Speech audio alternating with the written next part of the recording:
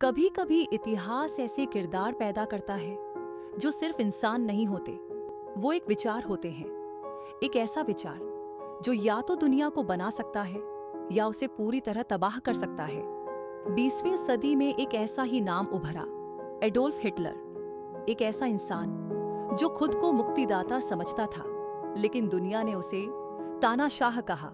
पर सवाल ये नहीं कि उसने क्या किया, सवाल ये है कि वो ऐसा बना कैसे।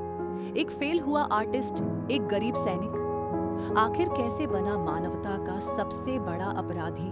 चलिए आज उसकी कहानी नहीं, उसकी सोच की तह तक चलते हैं। एडोल्फ हिटलर का जन्म 20 अप्रैल 1989 को ऑस्ट्रिया के ब्राउनाउ एमिन शहर में हुआ। पिता एलोइस हिटलर कस्टम अधिकारी थे, सख्त और अनुशासन प्रिय। मां क्लारा से हिटलर को गहरा लगाव था। बचपन से ही हिटलर का स्वभाव विद्रोही था, लेकिन कला में गहरी रुचि थी। उसका सपना था पेंटर बनना, लेकिन 2 बार वियना की फाइन आर्ट्स अकादमी में उसका आवेदन रिजेक्ट कर दिया गया। इस असफलता ने हिटलर को मानसिक रूप से झकझोर दिया। वह एक किराए के मकान में अकेले रहता, गरीबों के बीच, भूखा, उपेक्षित। वहीं से उसके मन में एक कटुता जन्मी, विशेष रूप से यहूदियों के प्रति, जिन्हें वो अपनी असफलताओं का कारण मानने लगा। जब 1914 में प्रथम विश्व युद्ध शुरू हुआ तो हिटलर जर्मन आर्मी में शामिल हो गया।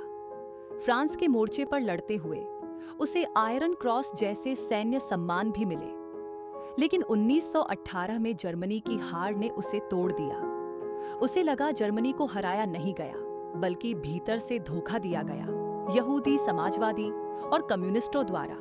यहीं से जन्म हुआ एक षड्यंत्र सिद्धांत का कि यहूदी जर्मनी की आत्मा को खत्म कर रहे हैं। ये सोच उसके अंदर धीरे धीरे कट्टरपंथी झर की तरह फैलती गई। युद्ध के बाद हिटलर ने एक छोटी सी party, German workers party join की, जिसे बाद में उसने नाजी पार्टी NSDAP में बदल दिया। उसकी भाषण शैली में जादू था।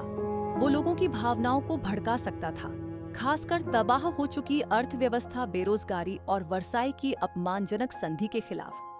1923 में म्यूनिख में तख्ता पलट की कोशिश की, असफल रहा, जेल गया। वहीं जेल में उसने लिखा माइन कैंपफ, जिसमें उसकी नस्लवादी विचारधारा थी। आर्य जाति श्रेष्ठ है, यहूदी सबसे घातक, और जर्मनी को फिर से महाशक्ति बनाने के लिए उसे जीवन क्षेत्र चाहिए। पूर्वी यूरोप पर कब्जा, महामंदी का दौर था, लोग भूखे थे, निराश थे, और हिटलर उन्हें उम्मीद दे रहा था, एक मजबूत राष्ट्र, रोजगार और सम्मान। 1933 में वह जर्मनी का चांसलर बना। जल्द ही राइक्सटाग फायर के बाद आपातकालीन शक्तियां मिली और उसने लोकतंत्र को धीरे धीरे खत्म कर दिया। विपक्षी पार्टियां, ट्रेड यूनियन, मीडिया सब दबा दिए गए। उसने एक दलीय शासन लागू किया। नाजी झंडे के नीचे पूरा देश झुका। स्कूलों में बच्चों को नाजी विचार पढ़ाए जाने लगे। युवाओं को हिटलर यूथ में प्रशिक्षित किया गया। पूरा समाज सैन्यीकरण की तरफ मुड़ गया। हिटलर के शासन का सबसे काला पहलू था द फाइनल सॉल्यूशन। ये कोई युद्ध नीति नहीं, बल्कि एक सुनियोजित नरसंहार था। उसने 60 लाख से अधिक यहूदियों को मरवा दिया। गैस चैम्बर, भूख, अत्याचार, मेडिकल प्रयोग। ऑन्शविट्स, डाकहाउ, ट्रेब्लिंका जैसे कंसंट्रेशन कैंप्स मौत के कारखाने बन चुके थे। सिर्फ यहूदी नहीं, रोमा, जिप्सी, समलैंगिक, विकलांग, विरोधी बुद्धिजीवी, सबको टारगेट किया गया।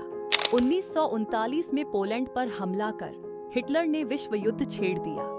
उसकी ब्लिट्ज़क्रिग यानी बिजली की गति से युद्ध रणनीति से फ्रांस, नीदरलैंड, नॉर्वे जैसे देश हार गए। लेकिन 1941 में सोवियत यूनियन पर हमला करना उसकी सबसे बड़ी गलती साबित हुआ। इधर 1944 से 45 में अमेरिका और ब्रिटेन ने पश्चिमी मोर्चे से हमला किया। उधर सोवियत सेना बर्लिन तक आ पहुंची। 30 अप्रैल 1945 बर्लिन के एक बंकर में हिटलर ने अपनी प्रेमिका ईवा ब्राउन से शादी की और कुछ ही घंटों बाद दोनों ने आत्महत्या कर ली। उसका शव जलाया गया ताकि कोई उसका स्मारक न बना सके। हिटलर की कहानी महज एक तानाशाह की कहानी नहीं है।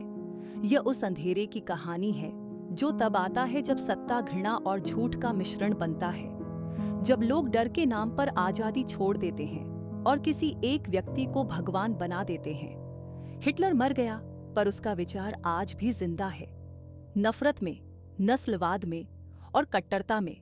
सवाल है, क्या हम इतिहास से सीखेंगे या दोहराएंगे वही विनाश?